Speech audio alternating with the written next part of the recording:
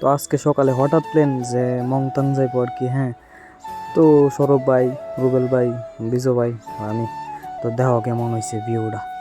তো যাইতেছি হঠাৎ করে এই ভিউটা নজরে পড়ছে, তারপরে দিয়া এই ভিউটা তুললাম। তুলতে সবারই ভালো লাগতেছে, এর লিগা তুলতেছি হঠাৎ করে আয় পড়ছে মংথাং এইচ গেট কাউন্টার। তো এটার মধ্যে আমারই টাকা দাম লাগছে, কারণ এরা কইতে সব অনলাইন তো অনলাইন হইতো না, ক্যাশ টাকা। তো ক্যাশ টাকা যেহেতু, তো আমি ক্যাশ টাকা কিছু লয়ে আসলাম, তো ক্যাশ পেমেন্ট করলাম।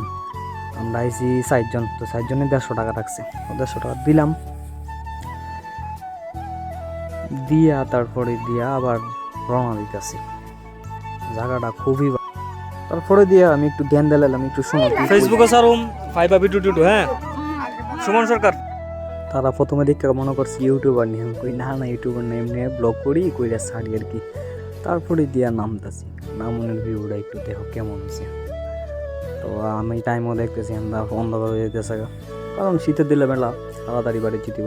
হ্যাঁ, রুবেল ভাইও ভিডিও করতেছে, আর সৌরভ ভাইও হাঁটতেছে, বিজয় ভাইও হাঁটতেছে। মানে জায়গা মানে একদম সেই টপ লেভেলের জায়গা, যাইলে কইতে পারবা যে জায়গার মতন জায়গা। তো এখান সৌরভ ভাই ড্যাং ড্যাং করে নামতেছে, আবার চাই আবার টাটা দেখাইব, ওই যে টাটা দেখাইতেছে। তারপরে যে আমি কইছি টাটা দেখানো তো না ভাই, তাড়াতাড়ি হাঁটো। তো হাঁটতে যাইতেছি হঠাৎ করে মাথা হেদিকে ঘুরেছে, হেদিকে বলে ভিউ, তারপর হেদিকে লয়ে এলো।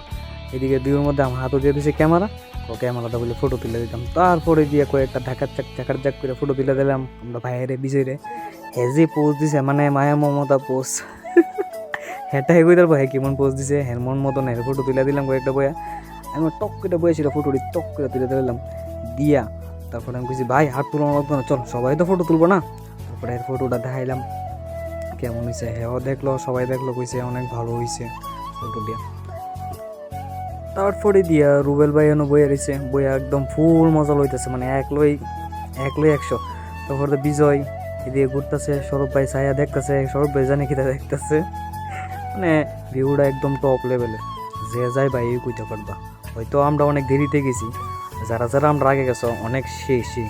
আর ওখানে শীতের দিনের বেলা না, তারপরে সাইডে দিয়ে খালি খসা, মানে সাইলে মানে অনেক দূর দেখা যায়, কিন্তু ধুমা আর কি, মানে একদম দেখলে দেখার মন ধরে আর কি খসালি। তারপরে অন্ধকার হয়ে গেল, আমি কই না ওখানে বাড়ির জায়গা অন্ধকার যেহেতু হয়ে গেছে, তো বইয়া গেলাম গাড়ির মধ্যে, বইয়া স্টার্ট দিয়া ছুটাইলাম বাড়ির দিকে। তারপরে ইতুরি ব্লগটা tata bye bye. Like comment কইরো যদি ভালো লাগে ভিডিওটা।